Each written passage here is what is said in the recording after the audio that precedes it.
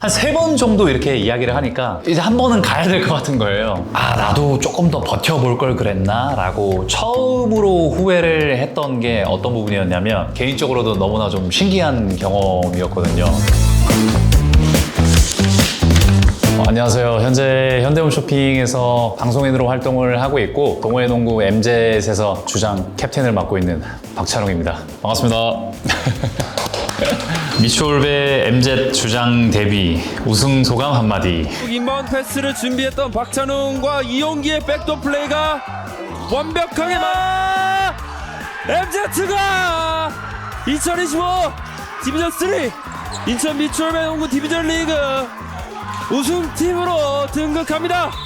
사실 아직까지도 그 우승의 여운이 좀 남아있긴 해요. 그래서 출퇴근하면서 제가 퀸의 그 위아더 챔피언 노래를 틀어놓고 다니거든요. 약간 아직까지 뭔가 그 흥분의 도가니가 좀 가시지 않은 것 같긴 한데 MZ에 넘어와서 제가 본격적으로 팀을 이끌어 가려고 했을 때 팀원들이 저한테 힘을 좀 많이 실어줬어요. 그래서 제가 일부러 식사 자리에서 나한테 캡틴을 달라 이런 식으로 제가 이제 얘기를 했고 그에 따른 책임감이나 그런 무거운 짐을 짊어가면서 성과를 만들어낼 좀 자신이 좀 있었거든요. 16강, 8강 뭐 이렇게 하고 끝나고 나서 팀원들이랑 밥 먹을 때 청사진을 엄청 막 많이 이제 얘기를 했거든요. 이렇게 하면 우리는 더 잘할 거고 앞으로 이런 그림 만들 거고 너는 공격할 때 형을 계속 바라보고 있으면 너한테 맛있는 패스 갈 거고 이런 식으로 막 엄청 이렇게 청사진을 막 애들한테 제시를 했어요. 그리고 나서 집에 오니까 아 이게 너무 좀 털어놨나 이런 생각이 좀 들긴 했는데 결과적으로 이제 우승으로 좀 보답받아가지고 너무 좀 기분이 좋은 것 같습니다. 그날 사실 그 스카이워커스 팀이 저를 굉장히 성가시게 잘 막았어요.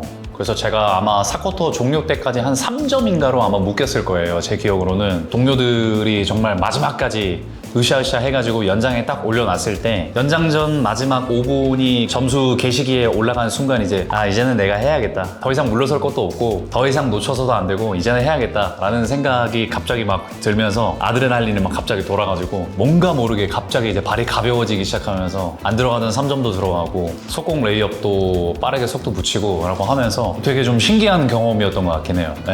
나날이 좋아지고 있는 동호인들의 실력 이 부분에 대한 생각과 나의 실력은 제가 아마 생활체육에 처음 들어왔을 때가 2016년인가 아마 그랬을 거예요. 그러니까 대학 동아리 뭐 이런 대회 말고 완전히 이제 사회 동호회로 이렇게 왔을 때가 그때도 느꼈던 게 주변 친구들한테 경기장에서 보면 막 물어봤었거든요. 어떤 특정 선수가 슛을 던지고 어떤 플레이를 하면은 주변 친구들한테 다 저 사람 선출이야? 이 사람은 어디 선출이야? 대학 선출이야? 막 이런 식으로 물어봤는데 다 비선출이라는 거예요. 와 이게 생각보다 경기력이나 이런 것들이 진짜 레벨이 높구나 라고 밖에서 봤을 때 느꼈고 직접 뛰어보니까 마찬가지로 쉽게 봐서는 절대 안 되는 레벨이더라고요. 그래서 이제 저도 생활체육에 들어갔을 때 처음부터 좀 마음을 바짝 먹고 들어갔죠. 그렇게 해야 경기력이 좀 나오고 그렇지 않고 아 내가 너 정도는 라는 생각을 가지면 시원하게 집니다. 한 20점 져요 그러면은. 그래서 그런 게 조금 농구의 매력인 것 같기도 하고 생활체육의 좀 매력인 것 같기도 합니다.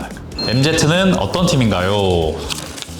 이거에 대해서 좀 답변을 드리려면 제가 MZ에 어떻게 이적을 했는지 좀 스토리를 말씀을 좀 드려야 될 것 같아요. 원래 MZ의 정우석이라는 친구랑 김민중이라는 친구를 원래 이제 알고 있었거든요. 우석이는 대학교 후배고 민중이는 예전에 저랑 그 서울시 대표팀을 같이 했었어가지고 좀 친분이 있었는데 외부인의 시선으로 봤을 때는 MZ라는 팀이 자체가 전체적으로 포워드 라인이 굉장히 강하다고 생각을 했어요. 키 크고 잘 뛰고 점프력 좋고 피지컬 좋은 포워드들이 많이 있는데 좋은 포워드 원석들의 이렇게 조합이 좀 잘 안 되는 느낌이었거든요. 근데 저 같은 경우는 예전에 DFL이라든지 아니면 선수 시절 때 했던 농구가 가드 위주의 어떤 그런 플레이를 좀 많이 했었던 농구였고 그리고 또 선수 때는 제가 이렇게 막 살려줬던 포워드나 빅맨들이 지금 프로의 뭐 전준범이라든지 장재석이라든지 이런 선수들을 많이 좀 살려주는 플레이를 좀 했었거든요. 그때 좀 생각이 나면서 저 팀에 가서 이 포워드 자원들을 이렇게 구슬이 되게 많은데 이렇게 딱딱 잘 꿰주면 되게 재밌는 팀이 될 것 같다라는 생각이 들었어요. 그래서 저는 그렇게 좀 생각만 하고 있다가 그 타이밍에 이제 그 민종이가 저한테 장문의 카톡으로 이렇게 엄청 길게 이렇게 왔었어요. 축약해서 그런 카톡 내용이 뭐였냐면, 형님이 저희 팀에 와주시면 팀이 더 살아날 수 있고 믿고 갈 수 있는 야전사령관이 좀 필요합니다. 일단은 지금 당장 팀에는 안 와도 되니까 저희 팀 운동회 게스트로 한 번씩 좀 와달라고, 그렇게 이제 연락이 몇 번 왔었어요. 약간 6개월 전에, 1년 전에, 뭐 3달 전에 이런 식으로 지속적으로 이렇게 막 연락이 와가지고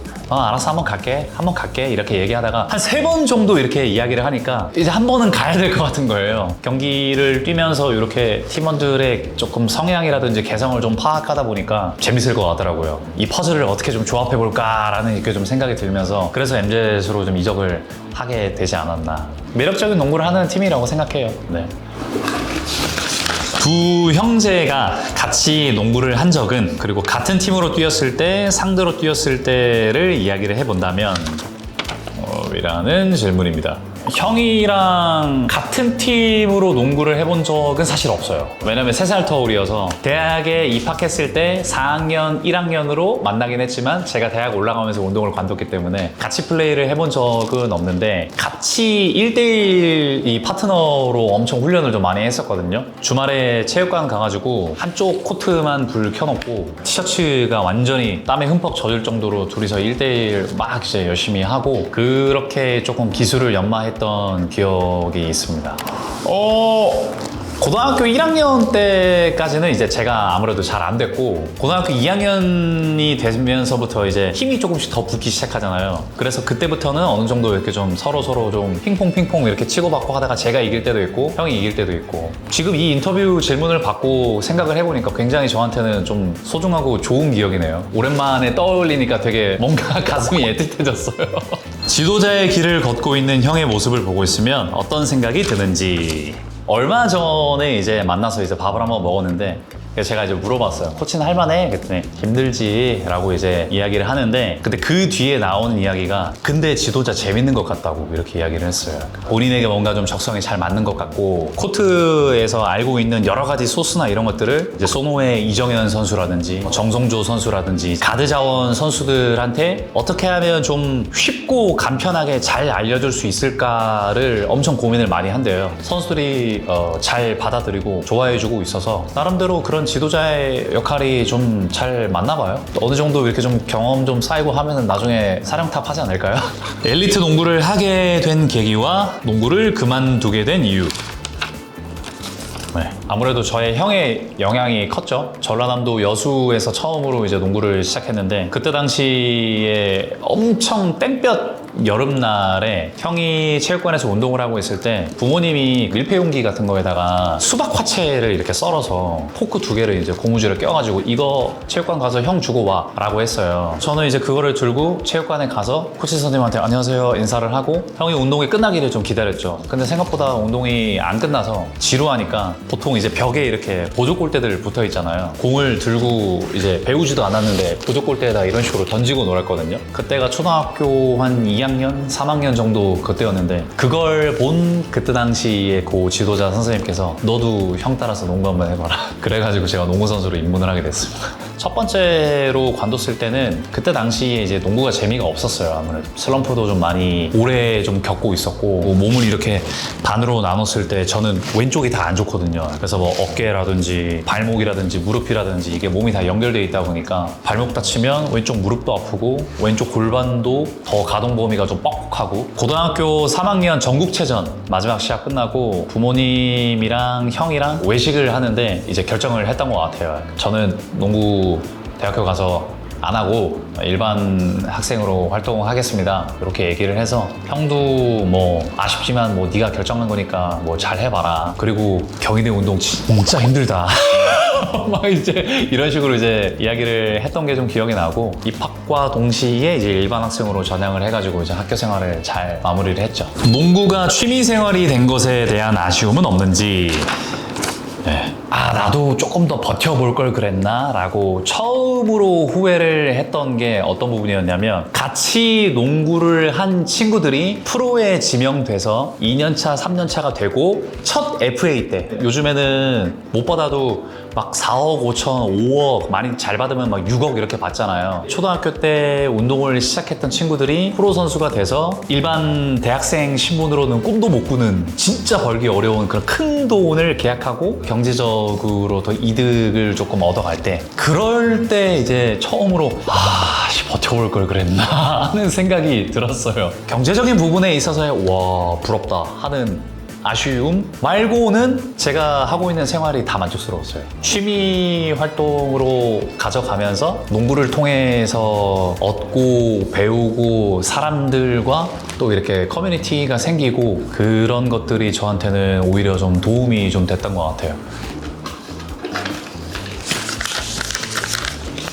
이번에 SBS 예능 열혈 농구단 라이징 이글스에 합류했다고 하는데 그때가 미추홀 대회 결승전 앞두고 있는 이틀 전인가 아마 그랬었는데 혹시 이번 주 주말부터 바로 촬영이 가능하냐라고 해서 제가 여기 미추홀 대회가 있어가지고 대회만 뛰고 해서 가겠습니다 라고 이야기를 해서 깔끔하게 이제 우승시키고 MVP 받고 촬영에 합류를 하게 돼서 서사가 딱딱딱 이렇게 좀 맞아 들어가는 개인적으로도 너무나 좀 신기한 경험이었거든요. 주변에서 물어보는 게 이제 샤이니 민호는 어떠냐 뭐 이런 거 많이 물어보거든요. 나 혼자 사는 그런 프로그램에 나왔던 것처럼 운동에 엄청 열정과 중독을 가지고 있잖아요. 그냥 그 모습 그대로입니다.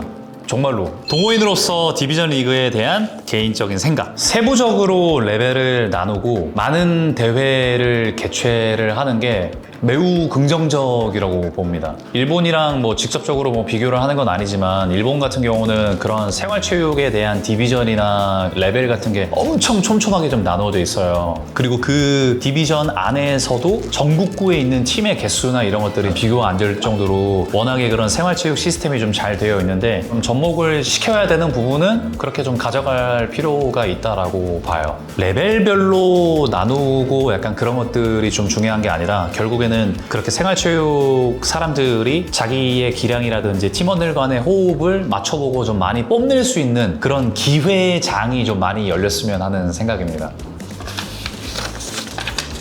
디비전 리그에 바라는 점이 있다면 중계를 해서 뛰는 선수들이 본인의 플레이라든지 이런 것들을 다시 돌려보고 또 인스타에 올리거나 아니면 따로 클립을 좀 저장할 수 있는 중계 시스템은 정말 좋다고 보고요. 대신에 이제 장기적으로 봤을 때는 카메라의 그런 개수라든지 다양한 각도에서의 박진감을 담아줄 수 있는 방법들, 제가 또 스포츠캐스터 출신 아니겠습니까?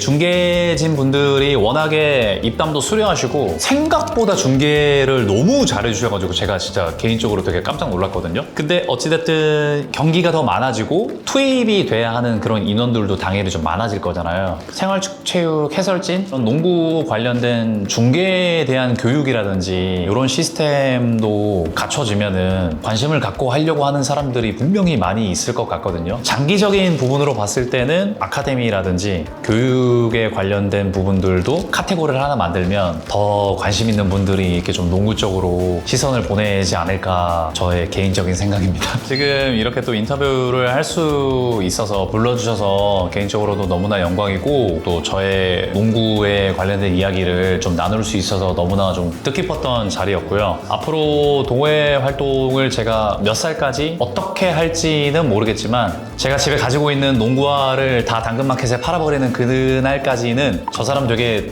농구 멋있게 한다, 정말로 매너 있게 좀 동료들과 재미있게 농구하는 것 같다, 이런 이야기를 들을 수 있으면 더할 나위 없을 것 같고요. 앞으로도 경기장이나 경기장 밖이나 중계진으로서 농구 팬들에게 좀 인사를 드릴 기회가 많이 생길 것 같아요. 방송인으로서의 역할도 좀 최선을 다해 보도록 하겠습니다. 고맙습니다.